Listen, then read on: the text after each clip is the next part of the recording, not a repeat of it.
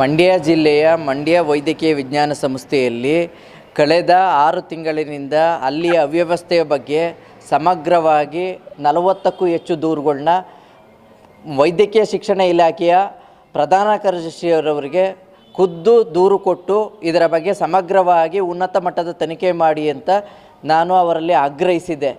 ಅದರ ಅನ್ವಯದಲ್ಲಿ ಇವರು 2 ತಿಂಗಳ ನಂತರ ಅಂದರೆ ದಿನಾಂಕ 2/1/2026 ಒಂದು ಸಮಿತಿಯನ್ನು ರಚನೆ ಮಾಡ್ತಾರೆ. ರಾಜ್ಯ ಮಟ್ಟ ಸಮಿತಿಯ ಆ ಸಮಿತಿಗೆ 1 ತಿಂಗಳ ಅವಧಿಯನ್ನು ನಿಗದಿ ಮಾಡಿ ನಾವು ಕೊಟ್ಟಂಥ ಸಮಗ್ರ ದಾಖಲಾತಿ ಮತ್ತು ದೂರುಗಳ ಅನ್ವಯದಲ್ಲಿ ತನಿಖೆ ಮಾಡಿ ವರದಿ ಮಾಡಲು ಸೂಚಿಸುತ್ತಾರೆ. ಆದರೆ ಈ ಏನು ಸಮಿತಿ ರಚನೆಯಾಗಿದೆ ಆ ಸಮಿತಿಯ ಕಾಪಿನ ದೂರುದಾರಿಗೆ ಕೊಟ್ಟಿಲ್ಲ, ಮಾಹಿತಿಯೇ ಇಲ್ಲ.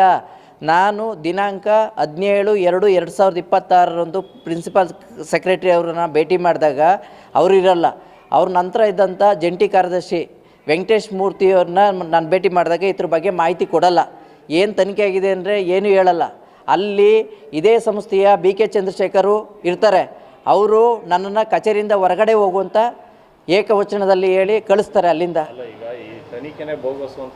ತನಿಖೆನೇ ಬೋಗಸ್ಸು ಅಂತ. ತನಿಖೆನೇ ಆಗಿದ್ದೋ ಆಗಿಲ್ವೋ ಒಂದು ಗೊತ್ತಿಲ್ಲ.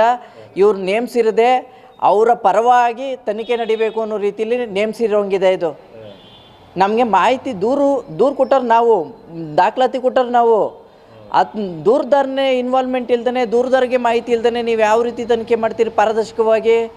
ಹಂಗಾರೆ ಅಲ್ಲಿ ಭ್ರಷ್ಟಾಚಾರನ ಮುಚ್ಚಿಡಬೇಕು ಅಂತನ ಉದ್ದೇಶ. ಸಚಿವರು ಒಂದು ಕಡೆ ಹೇಳ್ತಾರೆ ನಾನು ಪಾರದರ್ಶಕವಾಗಿದ್ದೀನಿ, ನಾನು ತನಿಖೆ ಮಾಡಿಸ್ತೀನಿ ಅಂತ ಅವರೂ ಹೇಳಿದ್ದಾರೆ. ಕಳೆದ ಒಂದು 7 ತಿಂಗಳಿಂದ ಭೇಟಿ ಮಾಡಿದಾಗ ಖುದ್ದು ಭೇಟಿ ಮಾಡಿ ಕೆಲವು ಪತ್ರಿಕೆಗಳಲ್ಲೂ ಇಲ್ಲಿಯ ಅವ್ಯವಹಾರದ ಬಗ್ಗೆ ಪ್ರಕಟವಾಗಿದೆ. ಅದ್ರ ಬಗ್ಗೆನೂ ಏನೂ ಕ್ರಮ ಇಲ್ಲ. ಮಾಧ್ಯಮದಲ್ಲೂ ಪ್ರಕಟ ಆಗಿದೆ, ಅದ್ರ ಮೇಲೂ ಪ್ರಕಟ ಇಲ್ಲ. ಸರ್ಕಾರ ಸುತ್ತೋಲೆ ಹೇಳ್ತದೆ, ಮಾಧ್ಯಮದಲ್ಲಿ ಪ್ರಕಟ ಆದರೆ, ಪತ್ರಿಕೆಯಲ್ಲಿ ಪ್ರಕಟ ಆದರೆ 3-4 ದಿವಸದಲ್ಲಿ ಅದನ್ನು ತನಿಖೆಗೆ ಒಳಪಡಿಸ್ಬೇಕು ಅಂತ.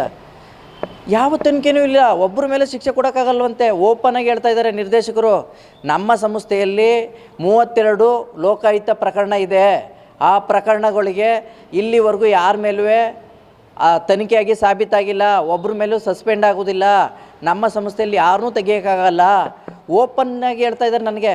ಕಚೇರಿಯೊಳಗೆ ನಿಮ್ಮ 3 ಜನಕ್ಕೆ ಒಂದು ಫಲಕ ಹಾಕ್ಸಿದ್ದೀನಿ, ಒಳಗಡೆ ಪ್ರವೇಶ ಮಾಡಲಿಕ್ಕೆ ನೀವು ಪೂರ್ವಾನುಮತಿ ಇಲ್ಲದೇ ಒಳಗಡೆ ಪ್ರವೇಶ ಮಾಡೋಂಗಿಲ್ಲ ಅಂತ ಖುದ್ದಾಗಿ ಹೇಳ್ತಾರೆ.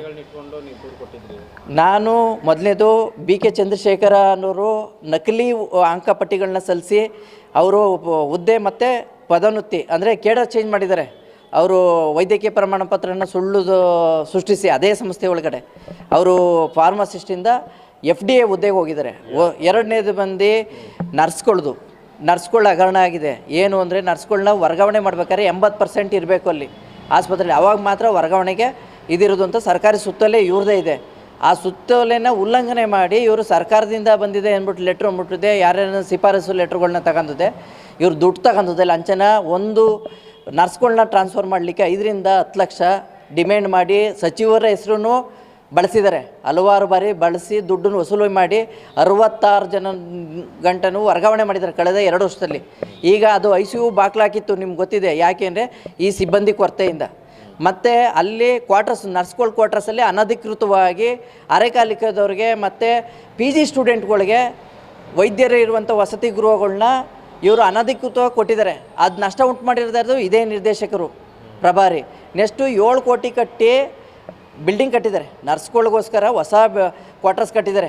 ಆ ಆಸ್ಪತ್ರೆ ಪಕ್ಕದಲ್ಲಿದೆ. ತೆಮಿಳ್ ಕಾಲೋನಿ ಏನು ಈಗ ಅತಿಕ್ರಮಣ ತೆರವು ಆಗಬೇಕು ಅಂತಿದ್ದಿಲ್ಲ, ಅದ್ರ ಪಕ್ಕದಲ್ಲಿದೆ. ಅದನ್ನು ಇಲ್ಲಿವರೆಗೂ ಯಾರಿಗೂ ಅಲರ್ಟ್ ಮಾಡಿಲ್ಲ. 3 ವರ್ಷ ಆಗಿದೆ ಇವ್ರಿಗೆ ಹ್ಯಾಂಡ್ ಅಪ್ ಮಾಡಿ ಬಿಲ್ಡಿಂಗ್ ಕಟ್ತವರು. ಯಾಕೆ ಮಾಡಿಲ್ಲ ಅಂತ ನನಗೆ ಇಲ್ಲಿವರೆಗೂ ಹೇಳ್ತಾ ಇಲ್ಲ. ಅವರು ದೂರು ಕೊಟ್ಟಿದ್ದೀನಿ. CEO ಕೇಳಿದ್ರೆ ನಿರ್ದೇಶಕರ ಮೇಲೆ ಹೇಳ್ತಾರೆ, ನಿರ್ದೇಶಕರು ಕೇಳಿದ್ರೆ CEO ಮೇಲೆ ಹೇಳ್ತಾರೆ. ಅಡ್ಮಿನಿಸ್ಟ್ರೇಟ್ರು ಅವ್ರು ಕೇಳಿ ಅಂತಾರೆ. ಇವ್ರು ಕೇಳಿದ್ರೆ ಇವ್ರ ತನಿಖಾ ತಂಡನ ಏನು ದಿನಾಂಕ 2/1/2026 ರಚನೆ ಆಗಿದೆ, ಆ ರಚನೆ ಮಾಹಿತಿಯನ್ನೇ ದೂರುದಾರರಿಗೆ ಕೊಟ್ಟಿಲ್ಲ. ಮತ್ತು ಅದು 30 ದಿವಸ ಟೈಮ್ ಇದೆ. ಆ 30 ದಿವಸ ಟೈಮು ಕಳೆದೇ 50 ದಿವಸ ತಲುಪಿದೆ. ನನಗೆ ಯಾವುದೋ ಇದು ಅನಧಿಕೃತವಾಗಿ ತಲುಪಿದ ಮೇಲೆ ಹೋಗಿದೆ. ಈಗಲೂ ಕೊಟ್ಟಿಲ್ಲ. ನನಗೆ ಕಚೇರಿ ಒಳಗಡೆನೆ ನೀವು ಹೋಗ್ಬೋದು ತೆರಳ್ಬೋದು ಅಂತ ಸಲ್ಲಿಸಿಲ್ಲ ಸರ್. ಯಾವುದೂ ಮಾಹಿತಿ ನನಗೆ ಹೇಳ್ತಾನೆ ಇಲ್ಲ.